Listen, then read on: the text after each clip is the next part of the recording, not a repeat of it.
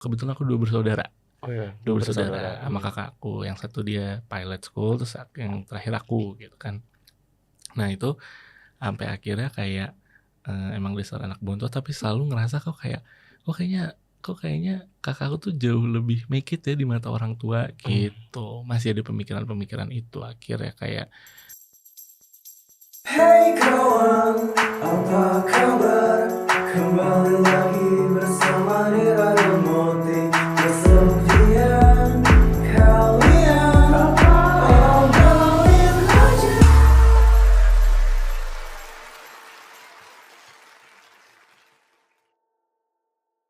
Halo Sobat Nadir, balik lagi ke Nadir Podcast bersama gue Moti. Di podcast ini kita akan membahas pengalaman kesepian dan juga lowest point dari para bintang tamu yang sudah hadir. Kali ini kita udah kedatangan bintang tamu yang ceritanya menarik banget nih. Siapa? Langsung saja kita sambut ya, Kak Liko Sugoi. Hai Kak, apa kabar nih? Sehat. Sebelumnya thank you banget Kak udah mau datang ke Nadir Podcast ini. Sebelum kita ngobrol-ngobrol lebih lanjut, silakan Kak kenalin dulu dirinya ke Sobat Nadir. Oh, oke. Hello, nama aku Liko Sugoi. Aku umurnya 26 tahun ini 27. 27 tahun gitu. Oke. Sekarang lagi sibuk apa nih Kak? Sekarang ya lagi sibuk apa ya? Sebetulnya aku sekarang ini aku tuh punya satu studio art and design gitu. Oh ya. Yang lagi aku running dari tahun 2019. Wow, udah lama juga ya. Udah cukup lama. Terus sekarang udah di menginjak tahun kelima berarti. Tahun kelima gitu. ya. Terus sekarang senang aja sih watching my team grow bigger and bigger gitu. Karena ketemu orang banyak dan ketemu orang-orang baru. Jadi ngelihat perkembangan studio terus kayak yang aku bikin dari tahun 2019 sampai akhirnya ada di titik sekarang tuh seneng gitu. Rasanya ngelihat kayak banyak banget tim yang udah bergabung gitu. Jadi itu aku lagi sibuk bikin art and design studio, lagi nanganin beberapa klien, dan gladly sih semua project yang lagi kita ambil tuh semuanya exciting gitu. Jadi nggak ada merasa terburden atau kayak aduh project ini berat banget gitu, enggak. Tapi fun lah ya pokoknya. Fun lagi di titik dimana kayak fun dan dinamis aja timnya. Bersyukur. Udah 5 tahun berjalan berarti udah gede banget dong timnya sekarang. Iya, alhamdulillah sekarang kita udah 10. Iya. Wow. Gitu, yang tadinya ke pas studio itu pas waktu masih growing kita masih start kayak 2 orang. Bertiga doang. Tapi berdua doang dulu sama partner aku. Terus akhirnya growing. Terus akhirnya aku sama partner aku memutuskan untuk berpindah haluan gitu. Jadi dia ke kiri, aku ke kanan gitu. Oke. Jadi sekarang dia kita bersepuluh itu udah yang solid lah, yang udah saling mengenal satu sama lain karena udah lumayan lama gitu. Awalnya gimana tuh Kak? Awal pertama kali bikin studio. Awalnya sebetulnya tuh berawal dari mimpi gitu. Jadi sebetulnya ini adalah sesuatu hal kalau orang kadang-kadang suka mikir ini banyak jalan hidup mereka yang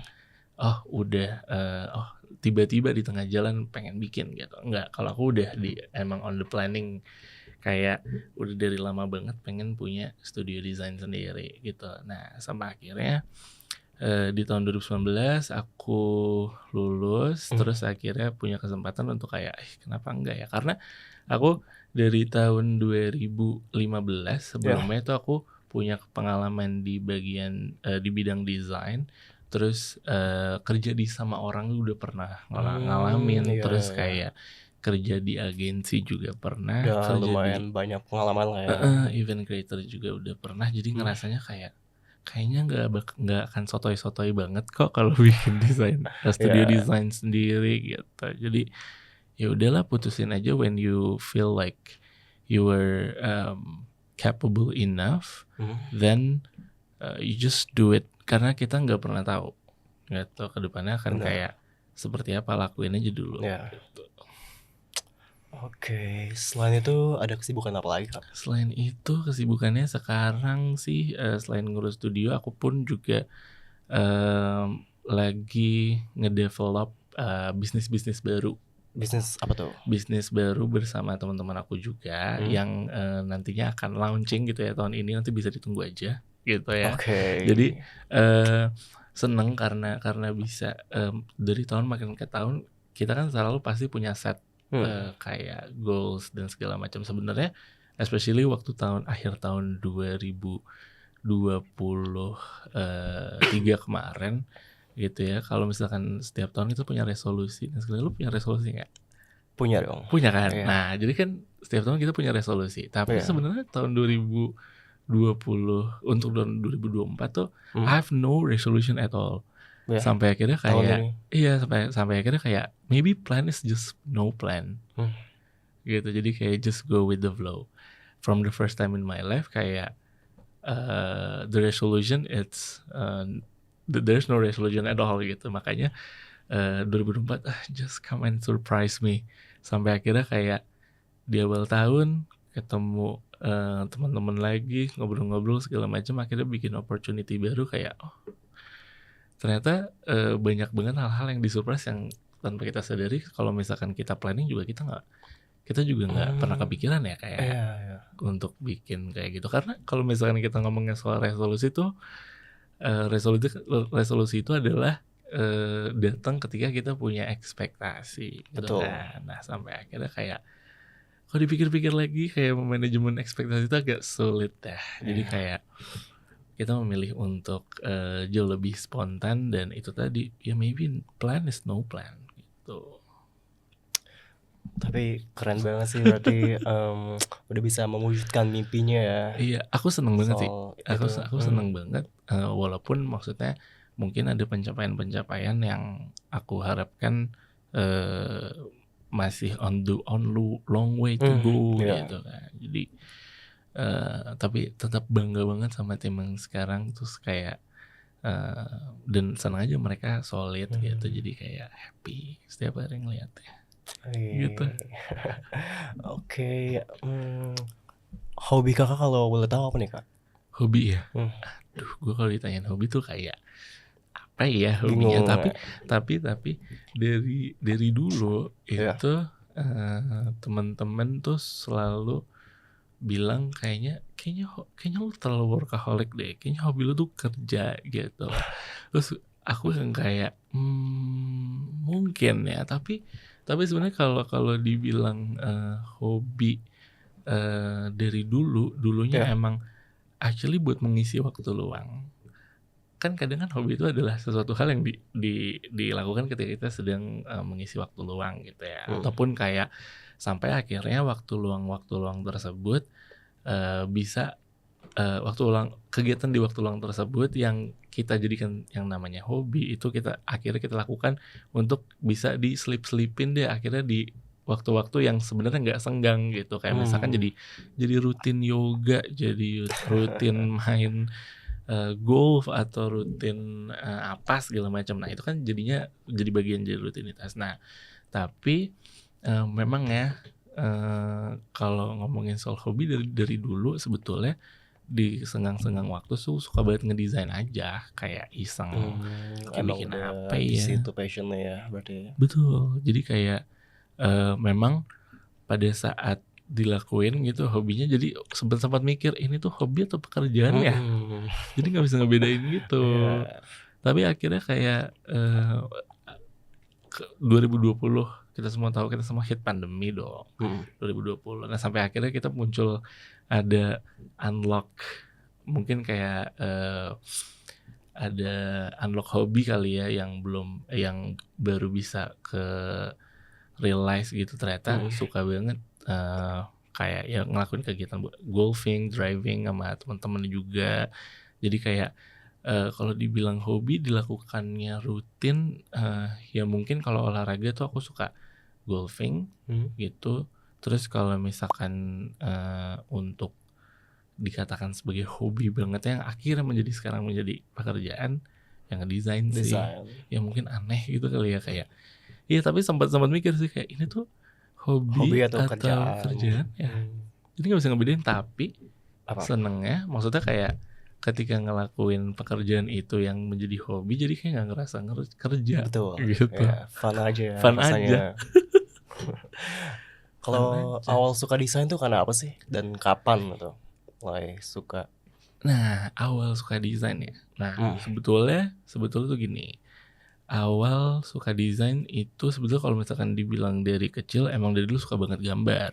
Dari Ya, kecil orang- banget ya. Betul. Jadi kayak dari TK gitu Ya. suka banget kayak gambar-gambar dan segala macam. Dan anehnya kalau misalkan lagi gambar gitu biasanya teman-teman aku kan kayak gambar ada pemandangan apa segala macam. Kalau aku tuh misalkan lagi disuruh gambar tentang pemandangan ini TK ya. TK. Aku masih di gambar-gambarnya tapi kayak dan untungnya mamaku tuh masih nyimpen banget. Jadi gambar-gambar misalkan gini, ada gambar pemandangan pegunungan, terus ya seperti yang kita tahu ada 2 gunung, tengah jalan, kanan gambar kiri anak sawah. Gambar anak TK. Tapi aku menggambarkan itu ada gunung, ada sawah, ada jalanan, tapi ada kegiatannya. Ada kegiatan ya. Jadi kayak misalkan ada orang yang nyebrang jalannya, Oh ya. ada petani yang lagi ngambilin padi di sawah, terus ada orang yang lagi ngelukis pemandangan gunung itu. Jadi kayak beda dari yang lain ya. ngambil perspektifnya ternyata dari kecil kayak explore juga ya. Tapi kita juga sebagai anak kecil kita nggak pernah sadar ya. Aku pun juga kayak pas masih kecil juga nggak pernah sadar kalau misalkan ternyata si gambar itu tuh menjadi gambar yang sangat mengekspresikan sebuah pengamatan visual aku ketika kecil gitu loh untuk menggambarkan gunung, tapi bukan kayak berarti 2 gunung ini aja tapi tetap ada kegiatannya. Tapi entah kenapa yang digambar itu selalu kegiatan yang ada di gambar tersebut, gambar landscape tersebut gitu. Makanya tuh kayak menjadi wah menarik juga ya perspektifnya gitu. Nah terus akhirnya dari kecil itu karena suka gambar dan lain sebagainya, dari dulu berkembang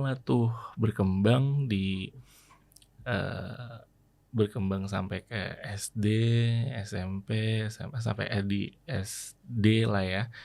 Sampai akhirnya tuh berkembang pengen jadi arsitek.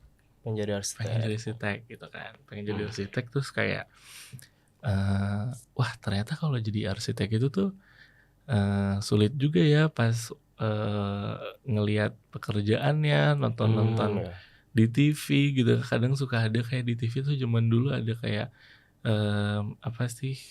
film tentang kayak visit rumah, tapi bukan bedah rumah ya. Bukan bedah rumah. Itu beda. Itu berbeda, itu bukan bedah rumah. Tapi bukan beda rumah, tapi orang-orang yang visit ke rumah kayak dulu House tour gitu lah. House tour. Dulu kalau nggak salah ada TV namanya LaTV.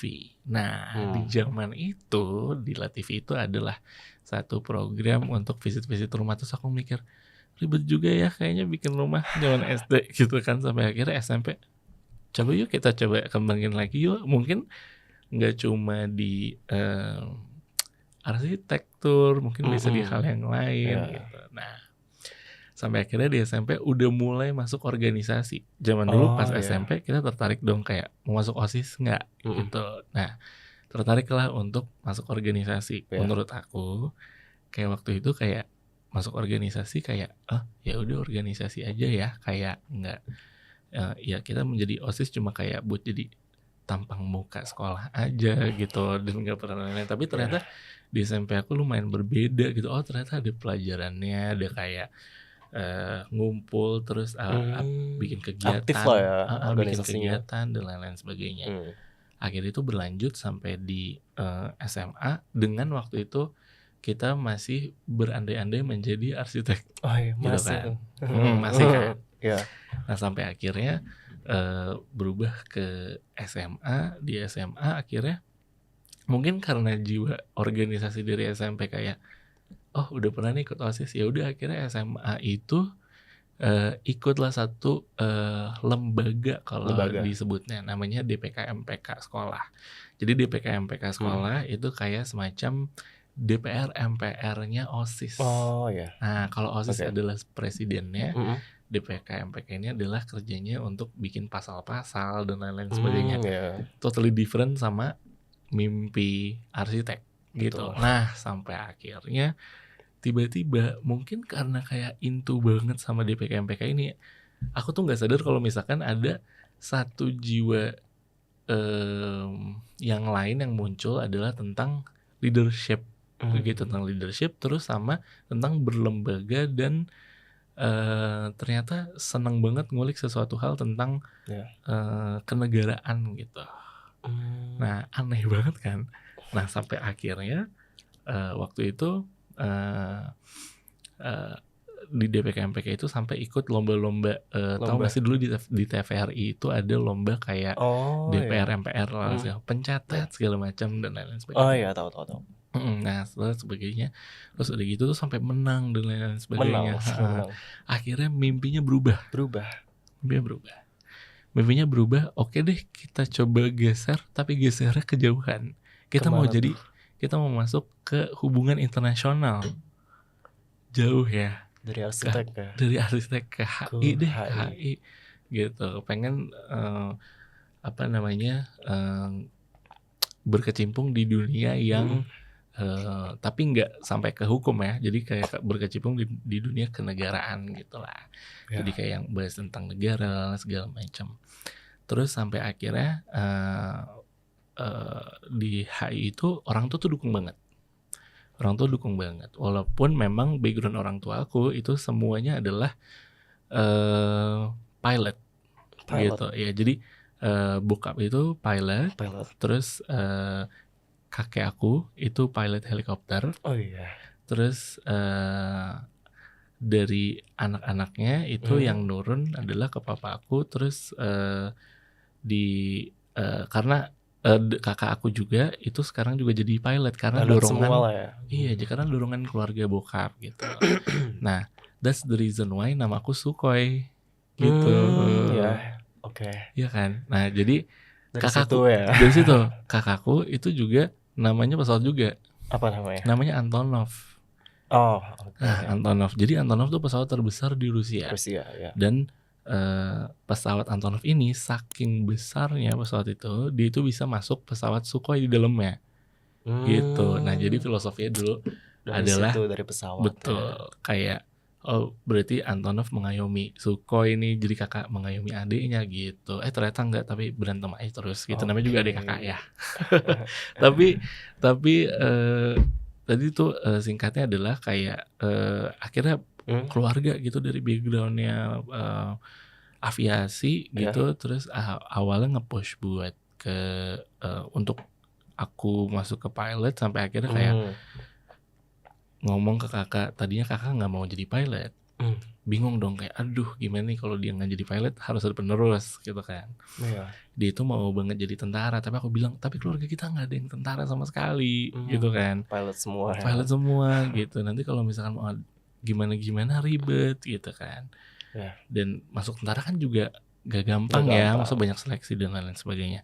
Sampai akhirnya kakak maulah aku bujuk untuk jadi pilot. Sampai akhirnya oke deh, yang penting udah ada penerusan nih satu gitu kali ya. Jadi pas aku milih HI, oke, nggak apa-apa gitu. Nah, tapi seperti yang tadi udah dibilang sebelumnya, bahwa mimpi itu kan sebenarnya ternyata berkembang ya. Betul. Dari kita kecil sampai akhirnya tadi SMA, sampai tiba-tiba kayak aku realize di tahun 2015, which is itu adalah tahun aku kelas 3. Jadi tahun 2015 tuh aku kelas 3 di sekolah. Di situ aku tuh waktu itu punya kesempatan untuk jadi salah satu graphic designer di beberapa pensi-pensi sekolah. Gitu. Jadi kayak bikin poster pensi dan sebagainya. Terus akhirnya kayak ternyata seru ya ini tuh dan lain sebagainya. Akhirnya kayak mungkin ini adalah sesuatu hal yang mungkin bisa aku terusin gitu ya. Ya udah akhirnya jadi balik lagi kayak, kan dulu suka gambar, balik lagi ke mimpi awal gitu, kayak ternyata mimpi yang ternyata mimpi yang selama ini berkembang itu ternyata ujung-ujungnya juga balik lagi kepada passion kita gitu. Mungkin itu emang sesuatu hal yang emang udah ditunjuk dari awal, tapi emang kita namanya proses hidup itu pasti ada belok kanan belok kirinya gitu. Tapi kayak kalau kita punya satu tujuan, mungkin tujuan itu yang akhirnya kita dibalikan kembali gitu sama yang maha kuasa gitu untuk ditunjukkan kembali. Udah akhirnya kayak ingat lagi sama desain, akhirnya mau masuk ke sekolah desain. Waktu itu akhirnya menjadi pertentangan juga. Kenapa tuh? Gitu, karena dibilangnya kok berubah dari HI kok tiba-tiba mau masuk desain gitu. Agak aneh menurut mereka karena mungkin menurut mereka kalau kita tahu ya orang tua kita kan mungkin punya background yang berbeda-beda. Terutama keluarga aku backgroundnya di aviasi, kerja bersama orang gitu ya. Jadi nggak ada yang backgroundnya seni sama sekali gitu.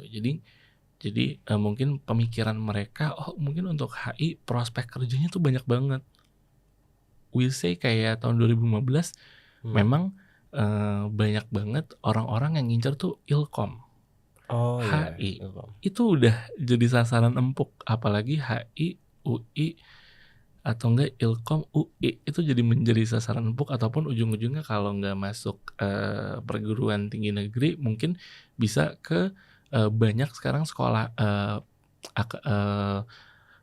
university swasta yang Ilkom itu bagus-bagus banget gitu, kayak LSPR dan lain-lain sebagainya. Banyak banget sekarang. Jadi itu menjadi sasaran empuk gitu. Kenapa berubah gitu, sampai akhirnya lumayan ditentang dan lain-lain sebagainya. Terus akhirnya aku bertekad dari situ, kayak saat itu adalah kayak berapa kalau nggak salah Hamin 9 bulan menuju UN. Oh ya, oke. Jadi kayak gimana ya cara ngeyakinin ya, kita kan gitu ya. Gimana ya cara ngeyakinin ya. Udah akhirnya aku coba untuk actually ngumpulin semua uang yang aku tabung selama 9 bulan, selama aku ngerjain beberapa pensi di Jakarta. Dan aku juga kan berkesempatan untuk jadi graphic designer di salah satu kolektif namanya Pony Your Tone. Itu yang diprakarsai sama Dipa Barus dan juga Gianni Fajri waktu itu. Sampai akhirnya aku masuk ke kolektif itu. Terus akhirnya kayak berkembang lagi, aku tiba-tiba jadi art director sebuah music video. Dari situ, itu sebelum masuk kuliah ya. Jadi ini posisinya kita SMA kelas 3 pas lagi Hamin 9 bulan UM. Jadi kita kayak wah ya udah deh, kita sikat aja semua, karena tujuan aku tuh cuma satu, untuk proving aja. Gitu, untuk proving aja bahwa kayak ini I can make it kok from here gitu. Not always sesuatu hal yang mungkin disarankan oleh kayak orang yang lebih terdahulu tuh mungkin benar, tapi kita kan nggak pernah tahu tahun 2020 kayak apa. And then when it hits COVID, semuanya digital, semuanya butuh konten, semuanya butuh desainer, semua butuh grafik. Balik lagi kita nggak pernah tahu gitu. Jadi kayak pas aku merasa bersyukur banget waktu itu berjuang akhirnya selama 9 bulan untuk membuktiin bahwa kayak I can make it. Aku tabung semua, Hamin 2 minggu UN. 2 minggu UN aku akhirnya kayak ngasih semua tabungan savings yang udah aku dari semua perdesainan ini ke bokap nyokap. Terus akhirnya kayak oke, boleh gitu. Akhirnya boleh diizinkan untuk masuk ke desain. Jadi kayak menurut aku kayak kenapa aku hidupnya based on mimpi banget. Karena kayak itu tadi, kenapa dari awal tadi kita ngobrolin dari soal kayak mimpi yang di planning segala macam. Karena sebenarnya itu udah planning yang aku udah pilih, sesuatu hal yang udah aku pilih dari TK bahkan. Dari TK ya. Sampai akhirnya diputar, dibalikin lagi, sampai akhirnya berjuang lagi, sampai akhirnya kayak actually bisa make it ke titik itu, gitu. Sampai akhirnya terwujud. Terwujud. Nah, di situ kayak akhirnya nggak cuma stop sampai di situ tuh. Ini kita cerita obstacle ya. Oke. Jadi kalau tadi udah cerita secara singkat, sekarang obstacle ya. Jadi pada saat proses itu kan kita udah di UN tuh ya, udah Iya. UN dan segala macem. Nah sebelum UN itu tuh kita punya namanya, kalau zaman dulu aku tuh kebetulan sekolahnya negeri. Negeri. Nah jadi memang diharuskan semua anak-anak negeri itu untuk masukin nilai rapot untuk masuk ke PTN. PTN. PTN negeri gitu. Jadi kayak kita masukin nilai-nilai rapot untuk bisa masuk ke PTN. Nanti kan setelah UN tuh kan dilihat tuh mulai dari Iya. nilai rapot dan lain sebagainya. Aku tuh mikir gini, aduh gue ITB FSRD nggak mungkin, otaknya nggak nyampe. Maksudnya kayak dari capacity, dan aku menyadari diri sendiri, dan aku juga pada saat waktu itu mimpinya adalah kayak, aduh pengen kuliah luar aja deh gitu. Kalau desain gitu mungkin, kalaupun design school aku maunya swasta aja, emang dari awal kayak gitu. Udah kayak gitu. Terus abis itu kayak akhirnya aku ngomong ke guru BK, bilang kayak, Bu saya tuh kurang minat Bu ke PTN gitu kan. Oh gitu, iya saya mau ngundurin diri aja, saya nggak mau masukin nilai-nilai rapot, takutnya saya masuk PTN gitu kan. Pede banget dalam hati juga, kayak kenapa pede banget ya. Terus guru BK aku ngomong kayak, masukin aja, itu kan kewajiban dari sekolah, soalnya kita tuh sekolah negeri. Soalnya kita sekolah negeri, dan masukin aja. Toh juga nilai-nilai kamu kan juga nggak bagus-bagus banget, nggak mungkin masuk lah. Ya udah, akhirnya aku bikin, kan sebelum kita masukin nilai-nilai PTN itu, kita tuh milih jurusan-jurusan yang mau masuk apa. Aku pilih di situ adalah FSRD ITB, tapi aku nggak ngirimin portofolio, jadi otomatis nggak masuk. Terus HI, UI sama Ilkom UI juga. gitu. Aku masukin nih seret. Setelah UN, keluar pengumuman UN, habis itu kan baru pengumuman PTN. Iya. Masuk dong UI Ilkom gitu kan. Nah sedangkan itu adalah sesuatu kayak, kok bisa masuk? Kayak maksudnya kan gue ngerasa nilai gue pas-pasan, kayak kenapa bisa masuk nih. Ya udah akhirnya kompromi sama sekolah untuk akhirnya kayak gimana nih, akhirnya aku waktu itu cuma masuk, terus akhirnya kayak keluar karena emang itu bukan minat aku di Ilkom gitu kan, karena kan emang udah dibalikin lagi nih tujuannya ke situ. Terus akhirnya aku ujung-ujungnya masuk ke Universitas UMN, Universitas Multimedia Nusantara. Akhirnya aku masuk ke situ di periode-periode terakhir lah gitu, karena kayak setelah ya harus cabut berkas lah segala macam, terus akhirnya kayak baru bisa masuk itu. Jadi kayak menurut aku journey buat interest ke program desain dan akhirnya sekarang bisa jadi studio tuh lumayan panjang sih, dan pertentangan betul, pertentangan parah. Nah terus juga sebetulnya nggak berhenti sampai situ ya, kayak kalau tadi kita udah bilang soal kayak pilihan orang tua, kayak kenapa akhirnya desain dan lain sebagainya, tapi kan actually mereka setuju. Emang dasar anak buntot, kebetulan aku dua bersaudara. Dua bersaudara sama kakakku, yang satu dia pilot school, terus yang terakhir aku gitu kan.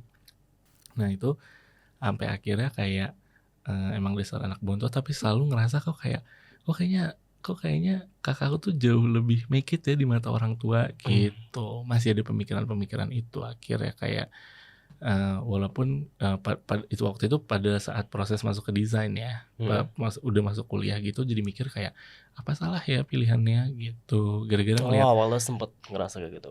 Betul, karena kayak ngelihat kakak kalau sekolah pilot itu kan sebenarnya sebentar, cuma 2 tahun. Kalau kita kuliah kan 4 tahun ya. Kuliah 4 tahun. Jadi kayak ngerasa, oh kakak udah kerja gini-gini cepat juga ya, ternyata gini-gini segala macam. Jadi kepikiran lagi kayak bener nggak ya pilihannya gitu, diragukan lagi gitu sama pilihan-pilihan tersebut. Jadi menurut aku emang banyak perdebatan banget sih tentang hal itu gitu di diri aku ya, either di secara personal ataupun kayak pengaruh perspektif dari orang tua gitu kali ya. Itu menurut aku penting banget sih. Penting banget sih pengaruh dari orang tua itu. Ya terus juga akhirnya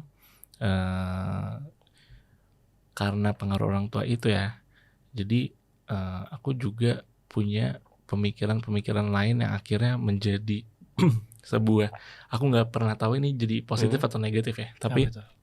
ada banyak pemikiran-pemikiran kayak waktu itu waktu pas kakakku lulus sekolah pilot, Iya. itu tuh sebetulnya kalau di kuliah itu kan kita wisuda ya. Nah kalau kakak aku itu tuh ada namanya penyematan kayak semacam pin gitu, apa sih, emblem ya kalau nggak salah. Jadi semua apa lulusannya yang dari sekolah pilot itu dikumpulin tuh di hanggar. Dikumpulin di hanggar, terus akhirnya di berbaris gitu. Abis upacara bendera, terus akhirnya diminta untuk semua orang tuanya datang ke cari anaknya masing-masing gitu kan. Terus kayak aku, papa, mama gitu, terus kayak nyariin yang mana ya kakak segala macam. Nah kan kita bagian dokumentasi. Iya. Ya kan, aku bagian Dokumentasi. dokumentasi untuk videoin gitu kan, kayak papa mama segala macam. Terus ngelihat kakak gitu kan, dia udah pakai baju pilot gitu, tapi mukanya udah berubah banget karena kan kita udah lama gak ketemu, karena kan kalau sekolah pilot kan boarding school gitu, jadi kita kayak baru ketemu kayak terus tahun Beda kemudian banget ya, berubah banget, terus kayak nggak kenalin, udah gitu botak pelontos susah dong hitam. nyarinya tuh waktu itu. Susah, jadi karena kayak yang ini bukan sih, bukan. Nah, tapi karena kan emblemnya kan dicopot. Kan Oh, emblemnya iya. ceritanya orang tuanya kayak harus ngambil si emblem itu. Oh iya. Udah nih, akhirnya kayak bokap nyokap nyematin emblem itu ke kakak, terus akhirnya kayak wah biasa lah ya, namanya orang tua pasti emosional dan lain sebagainya. Akhirnya kayak dia nyematin emblem, terus aku kayak pas videoin kayak gila, mereka bangga banget. Mereka tuh punya aku bisa ngelihat kayak mata kebahagiaan orang tua aku tuh kayak wah, ini adalah penerus penerus keluarga kita sebagainya. Aku tuh ngelihat dialog itu gitu di mata papa mamaku dan di mata kakakku juga ke orang tuaku gitu. Jadi pada saat itu kayak lumayan emosional karena pas ngevideoin, karena kan aku ngevideoin sendiri. Karena pas ngevideoin aku jadi mikir kayak pada saat nanti aku lulus kuliah, aku tuh bisa bikin mereka sebangga ini gak ya? Gitu. Jadi kayak bertanya-tanya kembali kayak keputusannya jadi tepat gak ya? Sebenarnya itu yang bikin gue ya takut gitu. ngecewain mereka ya. Betul kayak bukan ngecewain tapi takut mereka gak sebangga itu. Bisa gak ya aku sebangga itu ke bokap nyokap tuh sebangga itu ke aku gitu. Karena di situ keluar kata-kata dari bokap nyokap yang kayak dulu kakku ngasih ini ke papa, sekarang papa ngasih ini ke kamu gitu. Jadi kayak wah, sentimental banget dong. Sedangkan kan kalau gue nggak bisa dong, maksudnya kayak nyematin apa gitu. Jadi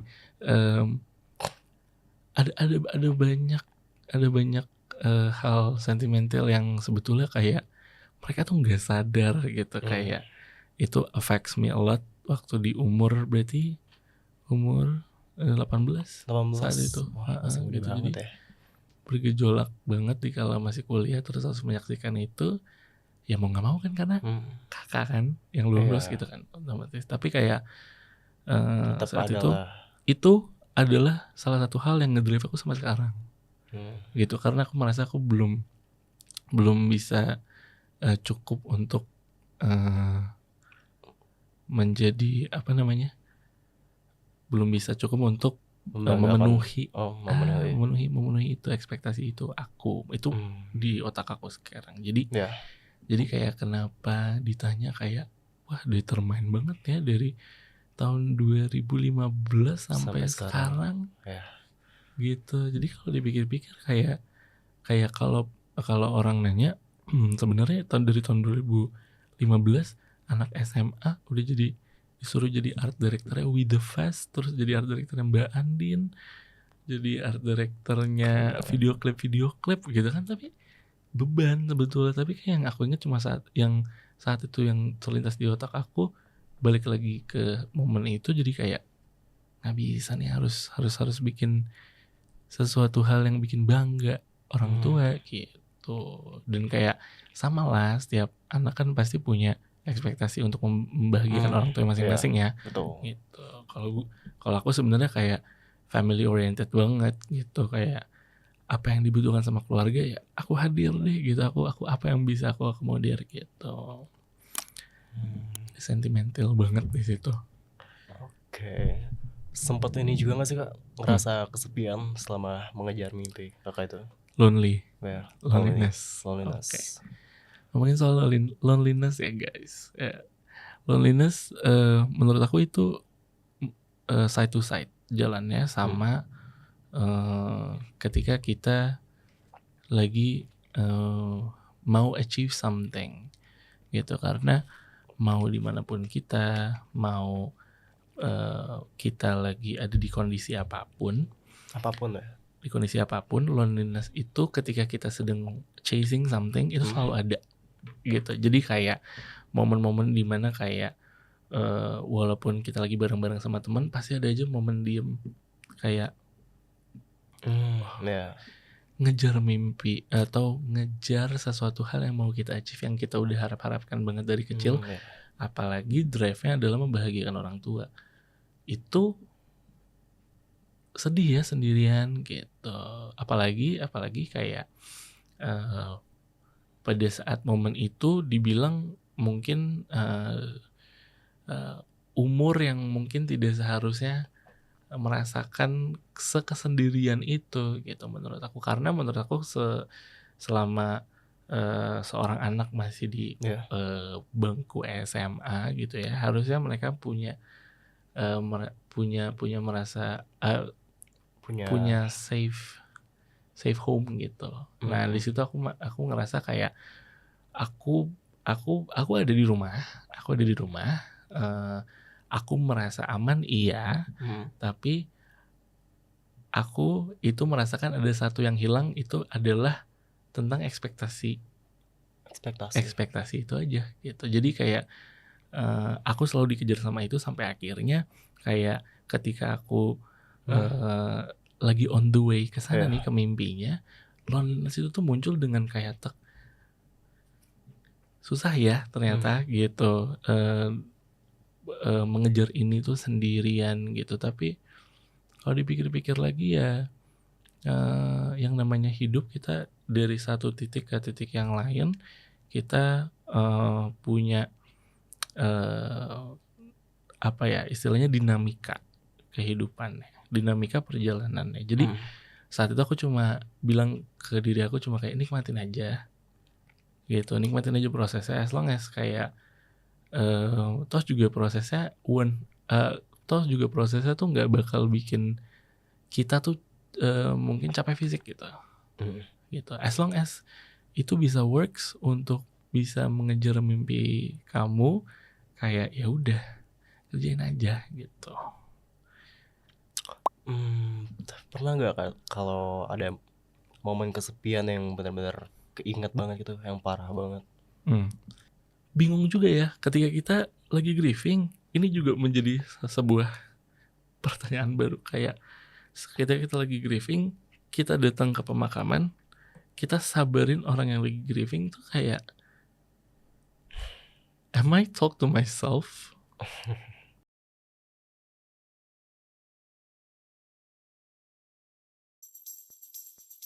Hey kawan,